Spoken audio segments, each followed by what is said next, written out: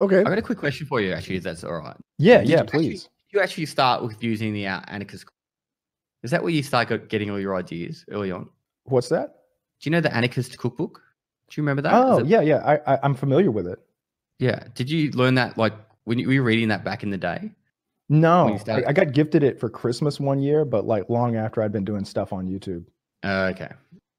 Yeah, one of the things I thought that I was always really good at was thinking up interesting things to do with guns and explosives, and then it would get copied by everyone else, including like TV shows. Like Sons of Guns I would do a thing and they would have it on the air 6 months later on the Discovery Channel or something like that. But I just thought that like everything should be over the top, and there should be fireballs and there should be explosions, and you shouldn't just shoot a piece of paper. Like you can go anywhere and watch somebody shoot paper. It just didn't seem very interesting to show, oh, look, this gun shoots a 1/4-inch group, whereas this one shoots a 3/4 of an inch group. Wow.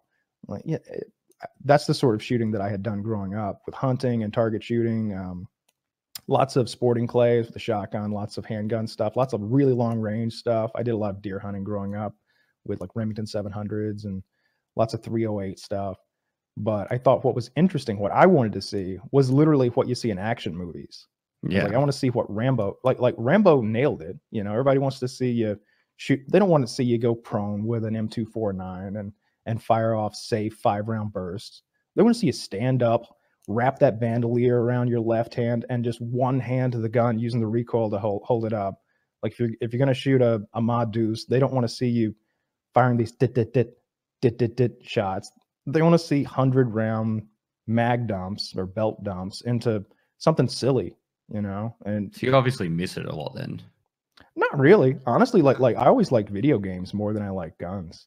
Yeah. But it was a lot of fun doing it. Making the money was the driving force. I enjoyed like getting paid vast sums of money to travel around the country and shoot silly shit. There's something fun about being successful, right? Like a pride, like you built something from nothing. Like that's, I don't know. I think the money's just a scorecard, but streaming is the same thing.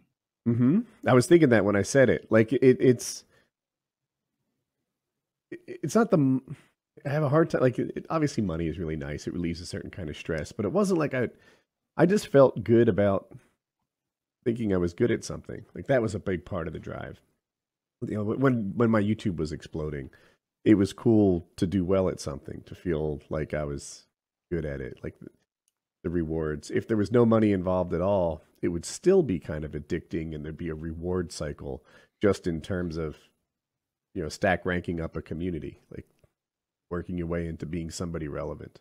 Yeah. But I never all the stuff that I made, I sort of cooked up. One of the things that I am really good at is sort of understanding how explosions work and why they work and the directionality of shape charges and that sort of thing. Like I just have a knack for that, just kind of naturally for whatever reason. I mean, I grew up burning things down to the ground and playing with fireworks and like, oh, this firework works like this. What if we put it in a glass bottle? Oh, it shoots glass shrapnel everywhere. That's fucking cool. Or, just making what we call sparkler bombs, which is, I won't go into the specifics, but you can use sparklers to make a very effective explosive, and blowing up washing machines and stuff like that out in the field. So like whenever I started doing YouTube videos, it was like, all right, well, I know what to do here. And then later on, of course, as the videos got bigger, I was able to contract with actual explosives experts and have them bring in C4 and det cord and stuff like that, and really fuck shit up. So yeah, it was never really got into the Anarchist Cookbook. One of the problems with that, and it's probably for the best, a lot of the recipes that in the current version, if you buy it off the shelf, they change the recipes so that they don't even work, a lot of them. Yeah, I remember seeing that book, probably would have been like 2002, a long time ago. It was like, you couldn't just download it off the internet either. It was like friend of a friend of a friend to get it kind of thing. So yeah, there's some dangerous recipes in there. I mean, you can learn to make your own plastique. It's called the Anarchist Cookbook. Yeah, well, the idea was that information should be free. It wasn't about being about. It wasn't just explosives either. It was about everything. Yeah, it was about the freedom of information more than it was about wreaking havoc. I think you know, it's really interesting. Like you were talking about how you were trying to think up your own things, and instead of copying other people, I think that's what makes people a lot more successful with, like, say, a YouTube channel or a Twitch stream. It's like I don't watch other streamers, like nearly never. If I do, it's nothing to do with Tarkov. Like there's a chick that plays guitar and sings.